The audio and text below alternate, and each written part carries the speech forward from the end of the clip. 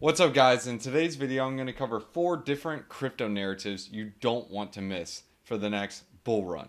Yes, millionaires will be made from some of these, so make sure you're taking some notes and allocate accordingly, not financial advice. But before we get into those narratives, if you're new to this channel, here at Drake on Digital, I cover all things crypto and DeFi. Consider me the guinea pig. I like to try new things, make mistakes, and share those mistakes that I made with you so you don't have to make the same ones. So if that sounds like you, avoiding mistakes and saving some money, go ahead and subscribe to the channel and let's go and get into this. So the very first narrative I want to cover has to do with SoFi or SocialFi, whatever you want to call it.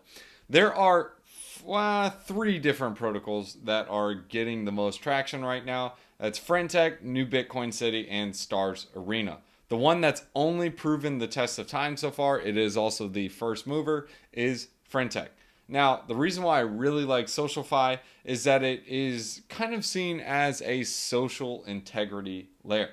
So to give you a quick overview of what Frentech is, think of it like Twitter, but not as public.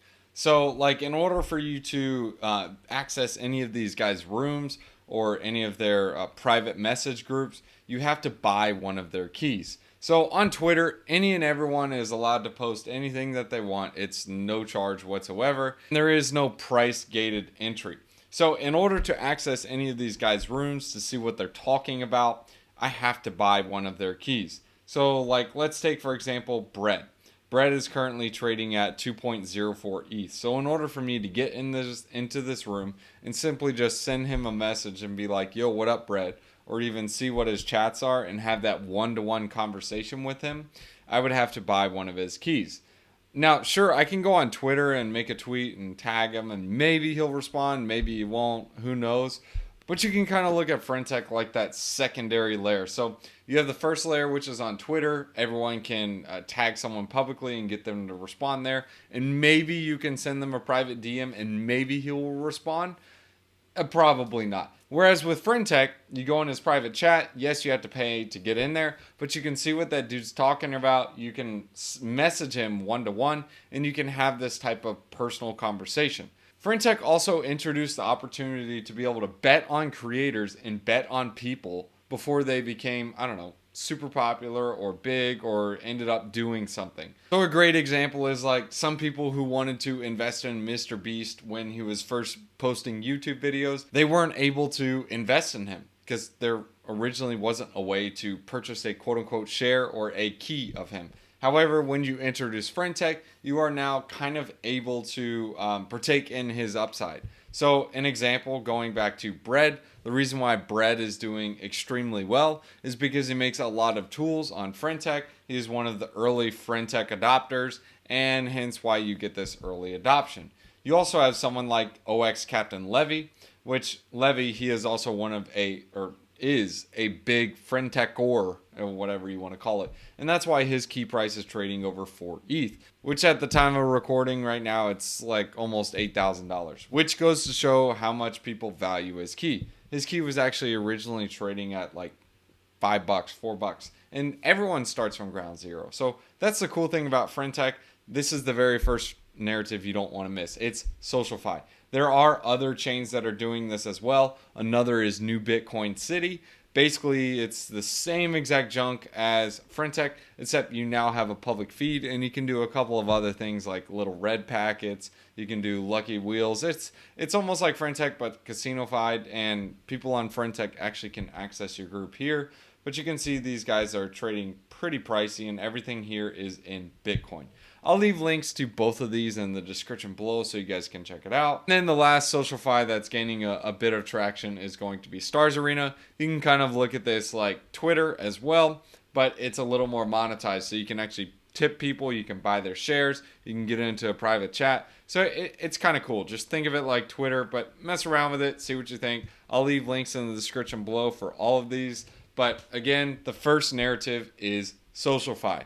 So the second category we're going to get into is Meme 2.0. The very first token we're going to talk about, a part of this, is SPX 6900. So the narrative around this community meme coin, like they have a pretty strong community. In fact, they initially started out as a rug and the community picked them up, and they're like, yeah, this is our coin. And their goal is to flip the S&P 500. So like a 60 or $37 trillion market cap or something. I don't know. They host spaces every day. They're extremely active, and that is kind of like their meme. They're trying to fit or flip the S&P 500. This is kind of their hype song, I guess. S&P 6900.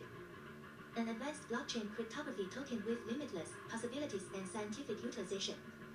Imagine the power of the whole entire stock market put inside little tiny crypto coins. Tiny crypto coins. The help of the greatest minds in mathematics and research. And number go up technologies. Science technologies for the first time in the history of finance. First time in history. Okay, yeah, so that's really the meme. They have number go up technologies inside these little crypto coins. That's the meme. They're going to flip the S&P 500. Anyways, let's go into the second one. The second one is going to be Harry Potter Obama Sonic 10 Inu. Bitcoin. This is the people's Bitcoin. Yes, we accept the truth. And this is what it is. So I'm sure you're getting the vibe in like the community. It's like here, I'll just play the video and you guys get your own vibe. This token is the end game. It's the shitcoin of shitcoin. I mean, imagine telling your coworker you're quitting because Harry Potter Obama Sonic 10 and you coin. Boom! Imagine the media reporting on Harry Potter Obama Sonic 10 and you. Okay, well, yeah, that's the second one. They are actually doing something pretty cool. This is something that they did. I'll go ahead and play this video, but basically they built a well in a third world country and they got them some water and they gave them some free shirts.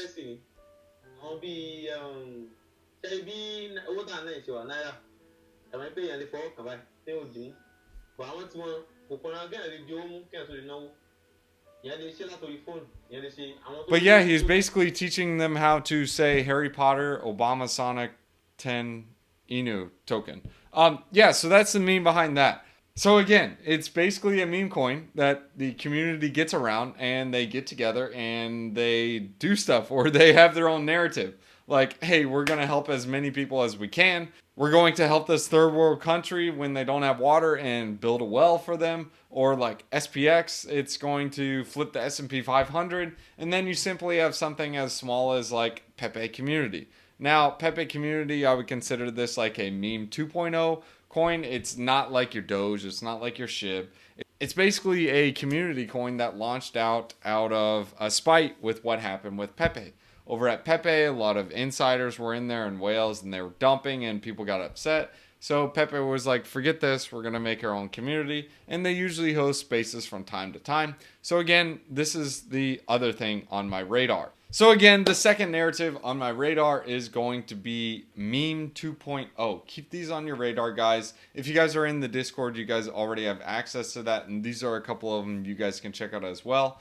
But you will start to see these communities in these spaces on Twitter. They will talk about these different coins. If you have time, get into them. Get a taste of the culture. Understand what's going on. Not financial advice, but never fade a good meme. Now, the third narrative is going to be in the crypto infrastructure tokens. Now, there are actually a couple of these. The first one is going to be MakerDAO. This is trying to get into the RWA sector, and it's also kind of like the governance token for the DAI stablecoin. You also have Thorchain Rune. Rune is basically an integral part for being able to swap native Bitcoin with native ETH or other currencies, and Rune is that secondary pair for it.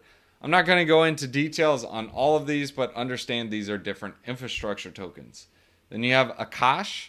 Akash is basically like your decentralized cloud. So think of AWS, like you go to Amazon, or not go to Amazon, but you register and get a web hosting service with Amazon. Instead, with Akash, the different nodes, they aren't run by Amazon. These nodes are actually run by individual people, staking the Akash tokens and running their node servers at their home or wherever they have them. Another one is Chainlink. This, I would actually put this under our fourth category as well, which we'll get into later in this video. But Chainlink is very integral for DeFi. It's basically your oracle. So this allows crypto, like inside all DeFi, etc., to communicate with the outside world.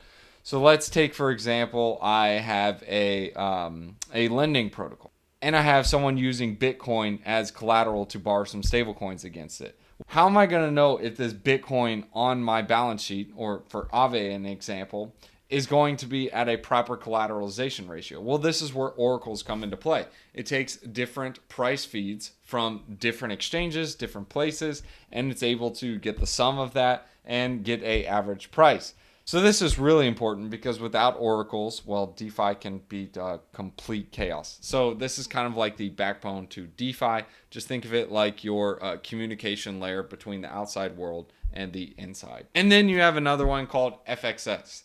FXS is also considered a cartel token in my opinion, but basically it's an integral part of DeFi because it can move liquidity. How it's able to move liquidity is by its voting and governance power.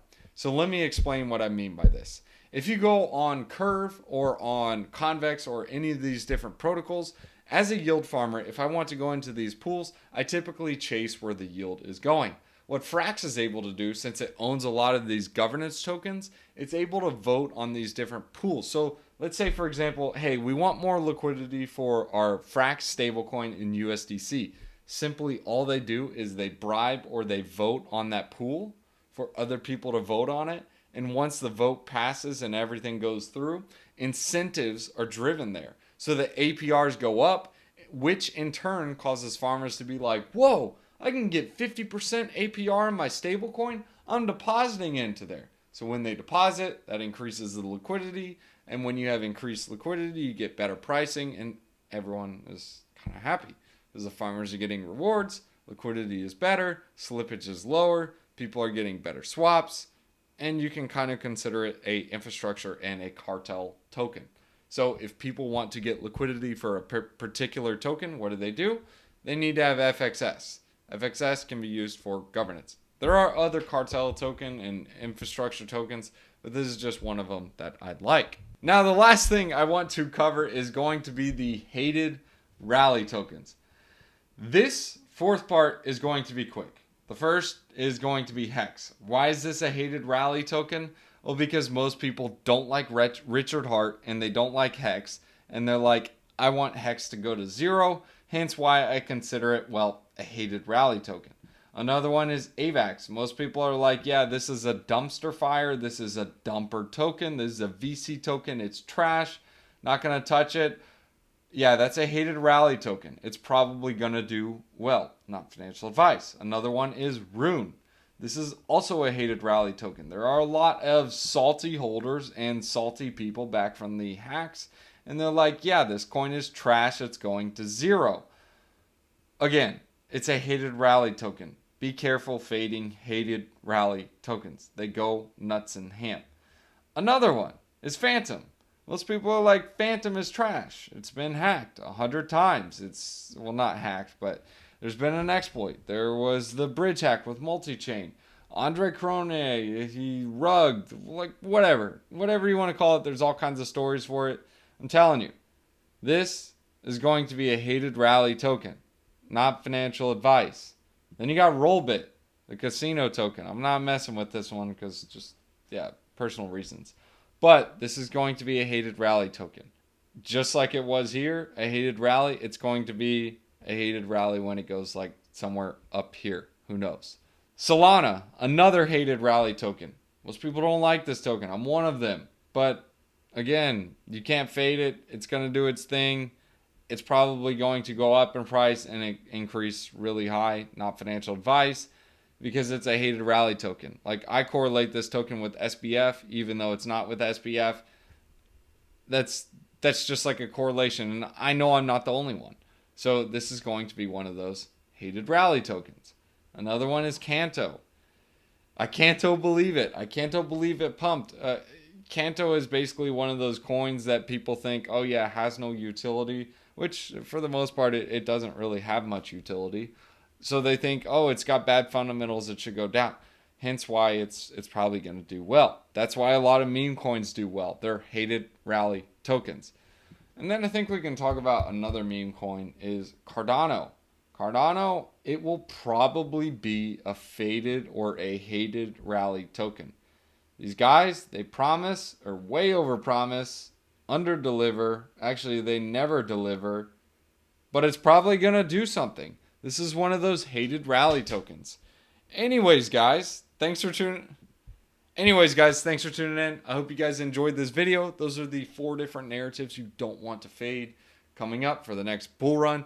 Again, it's SocialFi, the meme 2.0, crypto infrastructure, as well as the hated rally tokens. If you enjoy this type of content and you like this type of stuff, I talk about this stuff all the time, a little bit too much. You guys can go ahead and like, subscribe to the channel. And if you guys want to join the exclusive Discord where I cover this stuff a little more in depth, you guys can check that out in the description below. I'll leave links to all the stuff I talked about today on Stars Arena, New Bitcoin City, Friendtech, and you can basically scroll back for the other stuff. One really cool tool I forgot to mention, if you guys are playing the meme game, I'll put this in the description as well, is honeypot.is. This will allow you to tell if something is like honeypot. If you don't know what a honeypot is, it basically means when you buy the token, you can't sell it, which means like you got rugged. It stinks. Let's go ahead and hit you guys with that wisdom one-liner. Proverbs chapter 15 verses 16. Better a little with the fear of the Lord than great wealth with turmoil. Be good, be righteous. Peace.